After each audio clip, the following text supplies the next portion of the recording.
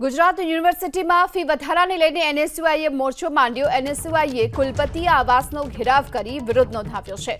કુલપતિ આવાસ બહાર એનએસયુઆઈના કાર્યકર્તાઓએ સૂત્રોચ્ચાર કર્યા। ફી વધારો પાછો ન ખેંચાતા એનએસયુઆઈએ વિરોધ પ્રદર્શન કર્યું। જો કે અગાઉ યુનિવર્સિટી કેમ્પસમાં પણ એનએસયુઆઈએ વિરોધ પ્રદર્શન કર્યું હતું અને આજે કુલપતિ આવાસનો ઘેરાવ કરી વિરોધ નોંધાવ્યો છે। તો ગુજરાત યુનિવર્સિટી દ્વારા ફી વધારા મુદ્દે એનએસયુઆઈએ વિરોધ પ્રદર્શન કર્યું, ભારે સૂત્રોચ્ચાર કર્યા અને આ દરમિયાન પોલીસે સૂત્રોચ્ચાર કરી રહેલા વિરોધ પ્રદર્શન કરી રહેલા કેટલાક કાર્યકર્તાઓની અટકાયત પણ કરી છે।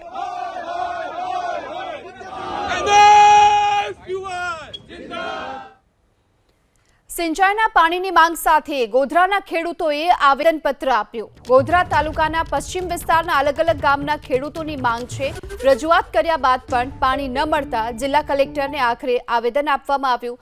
પાણી ન મળવાને કારણે ડાંગર, બાજરી સહિતનો પાક સુકાઈ ગયો હોવાની રજૂઆત કરવામાં આવી છે। તો ગોધરા તાલુકાના પશ્ચિમ વિસ્તારમાં આવેલા ગામોના ખેડૂતોએ સિંચાઈના પાણી માટે માંગ કરી છે અને આ સાથે જ ખેડૂતોએ જિલ્લા કલેક્ટરને આવેદનપત્ર આપી સિંચાઈનું પાણી સત્વરે આપવાની માંગ કરી છે।